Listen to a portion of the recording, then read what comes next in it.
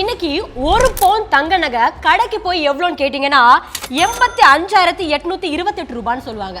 அதே ஒரு பவுன் தங்க நகை அதே கடையில நான் சொல்ற மாதிரி கேட்டீங்கன்னா வெறும் 68,000 ரூபாய்க்கே கொடுப்பாங்க. சோ இந்த வீடியோல தங்கத்தை எப்படி கம்மியான விலைக்கு வாங்குறது, செய்கூலி சேதாரத்துல எப்படி ஏமாறாம இருக்கிறது, தங்க நகை திட்டம்னு சொல்லி நம்மளை ஏமாத்துறாங்களா, இதன் மூலமா மக்களாகிய நமக்கு லாபமா நஷ்டமான பல விஷயங்கள் இந்த வீடியோல நம்ம தெரிஞ்சுக்க போறோம். சோ வீடியோவை எண்ட் வரைக்கும் பாருங்க. வெல்கம் டு பாஸ் வாலா. நான் உங்க யுவராணி.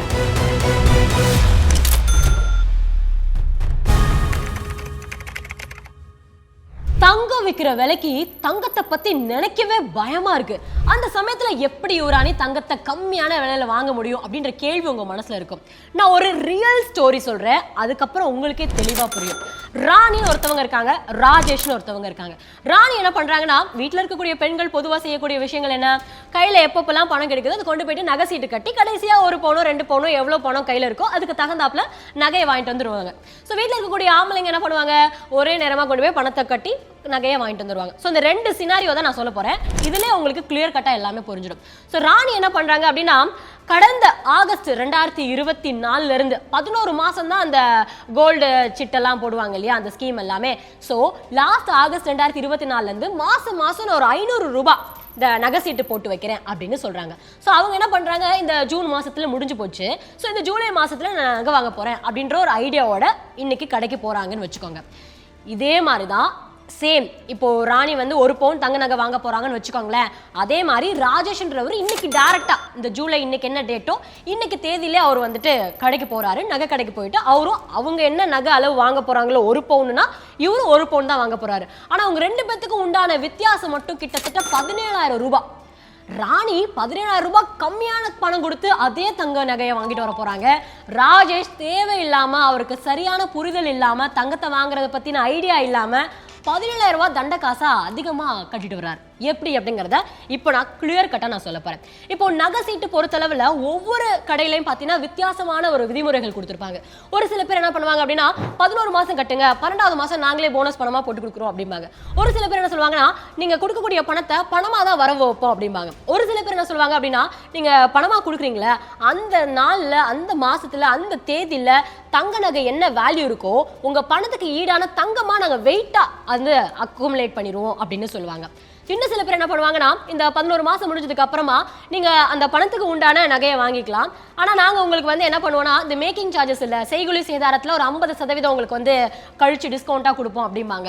நிறைய பேர் இந்த மாதிரி ஒவ்வொரு விதமான ஒரு ஸ்கீம் வந்து கொடுத்துட்டு இருக்காங்க. ஸோ நம்ம அதுல தெளிவா சூஸ் பண்ணணும்.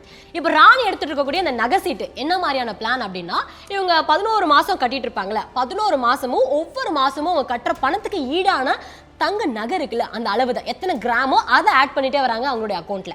அது முடிவில் என்ன பண்றாங்கன்னா, எவ்வளவு செய்கூலி போடணுமோ சேதாரம் மொத்தத்துல இருந்து உங்களுக்கு 50% டிஸ்கவுண்ட்ன்றாங்க.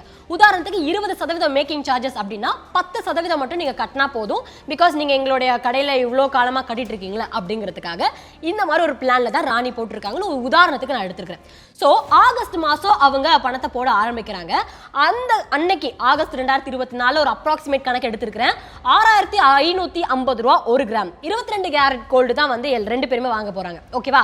சோ ஆகஸ்ட் மாசம் ஒரு கிராம் தங்கத்தோட விலை 6,550 ரூபாய்.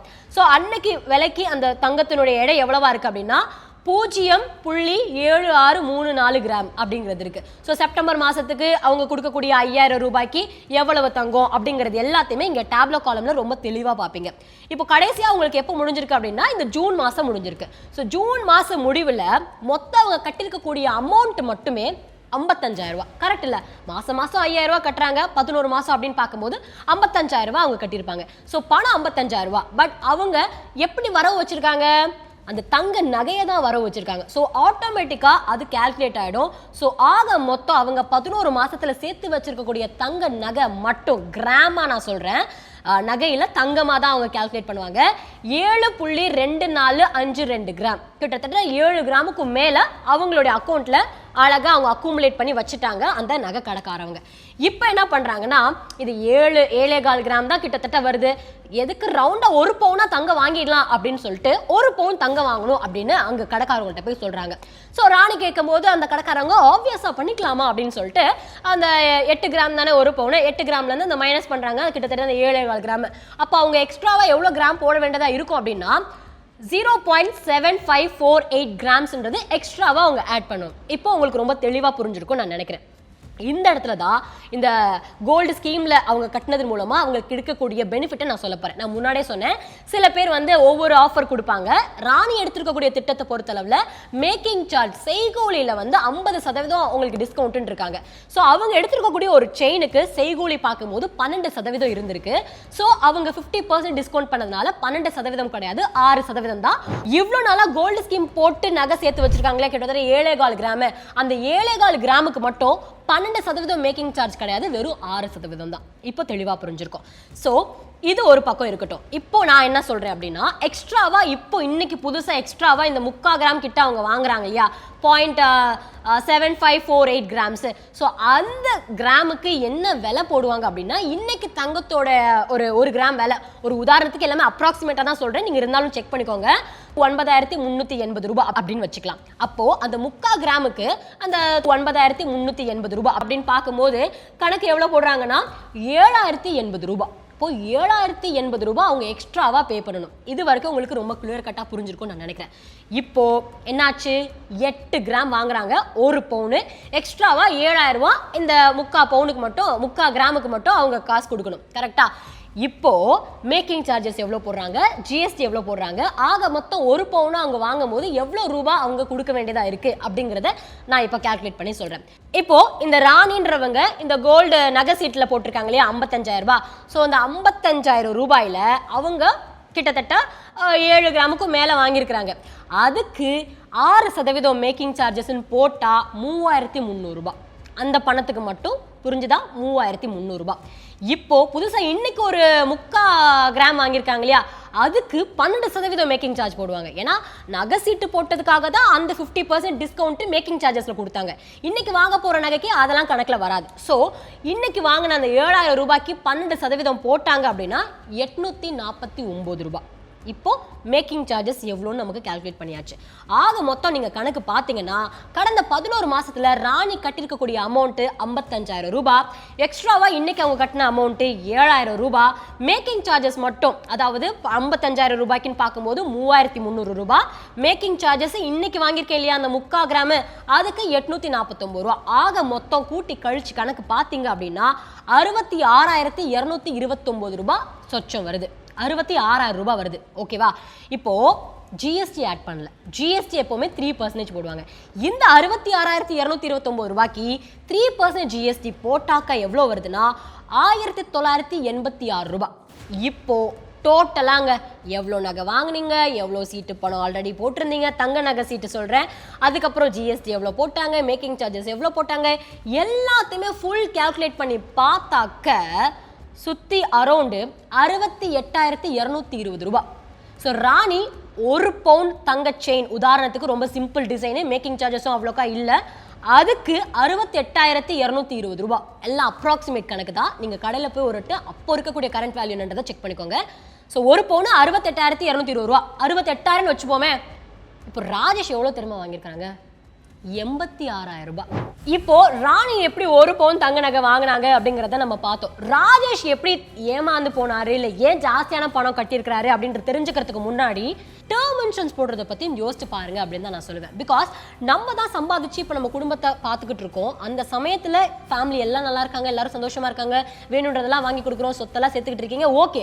பட் இஃப் இன்கேஸ் நமக்கு ஏதோ ஒன்று ஆகி போச்சு இன் பிட்வீன் டைம் பீரியட்ல அப்படின்னா மொத்த குடும்பமும் நம்மளை நம்பி இருந்ததுன்னா என்ன பண்றது சொல்லுங்க. போதுமான அளவுக்கு அந்த குடும்பத்தினுடைய இந்த ஃபினான்ஷியலா நம்மளால எந்த ஒரு பேலன்ஸும் பண்ண முடியாம கஷ்டத்துக்கு கொண்டு போய் அவங்க நிறுத்தி வச்சுற மாதிரியான சிச்சுவேஷன் அமையறதுக்கான வாய்ப்புகள் நிறைய இருக்கு.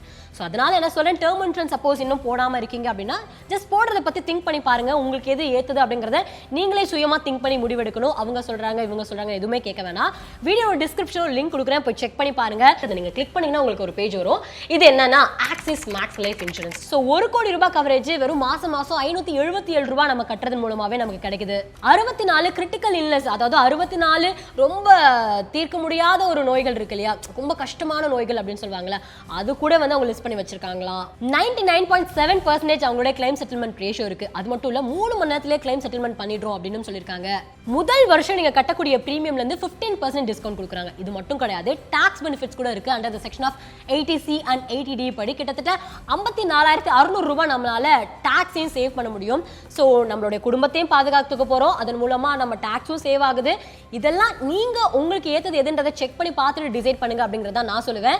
ஸோ நீங்க சப்போஸ் இந்த axis maths life term insurance போகணும்னு ஆசைப்பட்டீங்கன்னா வீடியோ டிஸ்கிரிப்ஷன் லிங்க் இருக்கு, போய் செக் பண்ணி பாருங்க. இப்போ ராஜேஷோட கதைக்கு வந்துடலாம். இப்போ அதே கடைக்கு அதே செயின் வாங்குறதுக்காக ராஜேஷ் போறாரு. அதே 1 பவுண்ட் செயின் தான். போய் கடையில எவ்வளோன்னு கேட்டு பில்லெல்லாம் பார்த்தா ஷாக் ஆகுறாரு. ஏன் அப்படின்னா அவங்க போட்டிருக்கக்கூடிய விலை 85,000க்கும் மேல.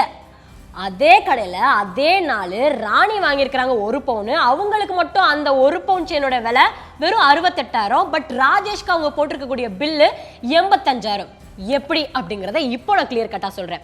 ஏன் அப்படின்னா ராணி போன வருஷத்துல இருந்து தங்க சீட்டு போட்டு சிறுக சிறுக பணத்தை சேர்க்கிற மாதிரி தங்கத்தை சேர்த்து வச்சுக்கிட்டாங்க, பணத்தை மட்டும் சேர்க்கல. இப்போ அவங்க 55,000 ரூபாயா சேர்த்து வச்சிருந்தாங்க அப்படின்னா அந்த பணம் 55,000 ரூபாயா மட்டும்தான் இருக்கும். வெறும் 5,000 ரூபாய் எடுத்துட்டு போயிட்டு பேங்க்லயோ பீரோலயே போட்டிருந்தாங்கன்னா அது பெருசா வளர்ந்திருக்காது. பட் அது தங்க நகை சீட்டுக்கு போய் கட்டும்போது தான் தங்கமா அதை வர வைக்க ஆரம்பிச்சனால தங்கமா அவங்க சேர்க்க ஆரம்பிச்சிட்டாங்க. ஸோ அதனால தான் அவங்களுக்கு இவ்வளோ கம்மியான விலையில கிடைச்சிருக்கு. இப்போ ராஜேஷ் அதே 1 பவுண்ட் செயின் வாங்குறதுக்கு கடைக்கு போயிருக்காரு இல்லையா, அதுக்கு செய்கூலி எவ்வளோ சொல்லியிருக்காங்க அப்படின்னு பார்க்கும்போது சேம் மேக்கிங் சார்ஜ் 12%. அவருக்கு எந்த டிஸ்கவுண்ட்டும் கிடையாது. ஏன்னா அவர் நகை சீட்டுலாம் எதுவுமே போடல, டைரக்டா வந்து காசு கொடுத்து பணத்தை வாங்க போறாரு. ஸோ அப்படி பார்க்கும்போது அவருடைய கணக்குல என்ன கால்குலேட் பண்றாங்க அப்படின்னு பார்க்கும்போது, உதாரணத்துக்கு 1 கிராம் தங்கத்தோட விலை இன்னைக்குள்ள நிலவரத்துக்கு 9,380 ரூபாய் அப்படின்னு வச்சுக்கலாம். 22 கேரட் கோல்டு தான். மேக்கிங் சார்ஜஸ் 12%, இவருக்கும் ஜிஎஸ்டி 3% போடுறாங்க. ஸோ 8 கிராமுக்கு எவ்வளோ விலை வருது அப்படின்னு பார்த்தீங்கன்னா 1 கிராம் 9,380 ரூபாய் அப்படின்னு பார்க்கும்போது 74,400 ரூபாய் கணக்கு வருதுங்க. ஸோ மேக்கிங் சார்ஜஸ் 12% அதுக்கு போட்டாங்க அப்படின்னா 8,928 ரூபாய். இப்போ கோல்டோட விலையும் மேக்கிங் சார்ஜஸையும் சேர்த்தா 83,328 ரூபாய். இதுக்கு ஒரு 3% ஜிஎஸ்டி போட்டிங்க அப்படின்னா கிட்டத்தட்ட 2,500 ரூபாய் அந்த ஜிஎஸ்டி மட்டுமே வருது. ஆக மொத்தம் 1 பவுன் தங்க செயினுக்கு மேக்கிங் சார்ஜஸ், ஜிஎஸ்டி, தங்கத்தோட விலை எல்லாம் சேர்த்து கணக்கு போட்டு பார்த்தீங்கன்னா 85,828 ரூபாய், கிட்டத்தட்ட 86,000 ரூபாங்க. Oh my God. அதே கடை அதே பர்சன் இவங்க 17,000 ரூபாய் கம்மியாக வாங்கியிருக்காங்க ராணி, பட் ராஜேஷ் 17,000 ரூபாய் ஜாஸ்தியாக வாங்கியிருக்கிறார். இதுதான் சிம்பிள். இப்போ நீங்க தங்க நகை வாங்கணும்னு ஆசைப்பட்டீங்கன்னா என்ன காரணத்துக்காக வாங்குறீங்க அப்படிங்கிறத ஃபர்ஸ்ட் ஆஃப் ஆல் டிசைட் பண்ணணும். தங்க நகையை ஒரு சேமிப்புக்காக வாங்குறீங்க, இல்லைன்னா ஒரு ஃபங்க்ஷனுக்காக வாங்குறீங்க அப்படின்னா இப்போ வாங்கணும்னா இப்போதான் வாங்கணும். அதுக்காக கொஞ்சம் கொஞ்சமாக சேர்த்து வச்சு வாங்கிட்டு இருக்கணும்னு நினச்சா கூட நம்ம சேர்த்து வச்சு வாங்கலாம். இல்லை இப்போதான் டைம் இருக்குது, வேற வழியில் தங்கம் ஏறும் இறங்கும் அப்படின்லாம் பார்த்துட்டு வெயிட் பண்ண முடியாது அப்படின்னாலும் உடனே வாங்கலாம். பட் இதில் பெரிய ஸ்பெஷலான விஷயம் என்ன அப்படின்னா தங்கம் பயங்கரமான ரிட்டர்ன்ஸ் கொடுத்துருக்கனால தான் ராணிக்கு இவ்வளோ ப்ராஃபிட். ஒவ்வொரு வருஷமும் தங்கம் இந்த மாதிரியே மேலே போய்கிட்டே இருக்குமா அப்படின்னு கேட்டால் நமக்கு தெரியாது, அதுவுமே நமக்கு அஷூரன்ஸ் கொடுக்க முடியாது.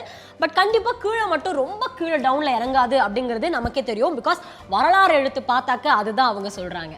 இப்போ என்ன நான் சொல்ல வரேன், தங்க சீட்டு போட்டு தங்க நகை வாங்கணுமா அப்படின்னா அது உங்களோட விருப்பம்.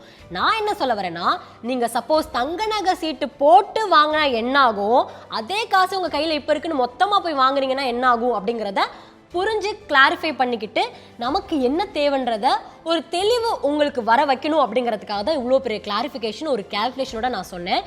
எதுவும் தப்பு கிடையாது, எதுவும் சரி கிடையாது. நம்மளோட தேவைகளை பொறுத்து தான் ஒவ்வொன்றும் மாறும். உங்களோட தேவை என்னவோ அதை பார்த்து நீங்கள் செயல்படுங்க அப்படின்றது தான் என்னுடைய கருத்தாக இருக்க போகுது. ஸோ இந்த வீடியோ எண்டு வரைக்கும் பார்த்ததுக்கு ரொம்ப ரொம்ப நன்றி. ஸோ நீங்கள் எப்படி தங்க நகை வாங்குறதுல எந்த அளவுக்கு ஆர்வமாக இருக்கீங்க, இப்போ போயிட்டு இருக்கக்கூடிய விலை நிலவரத்தெல்லாம் பார்க்கும்போது தங்க நகை வாங்கி போடுற மாதிரி இருக்கா, இல்லை தங்க நகை இதுதான் விலை அப்படின்னு கண்ணால் பார்க்குறதோட நிறுத்திடுறதா அப்படின்றதெல்லாம் கமெண்ட் செக்ஷனில் மறக்காமல் தெரியப்படுத்துங்க. நான் முன்னாடியே சொன்ன மாதிரி இஃப் இன்கேஸ் நீங்கள் உங்கள் வீட்டில் இருக்கிறவங்களுக்கோ இல்லை உங்களுக்கோ டேர்ம் இன்சூரன்ஸ் போகணும்னு ஆசைப்பட்டீங்கன்னா வீடியோட டிஸ்கிரிப்ஷன் லிங்க் இருக்குது, போய் செக் பண்ணி பாருங்கள். வீடியோ எண்டு வரைக்கும் பார்த்ததுக்கு நன்றி. Boss Wallah. Be the boss.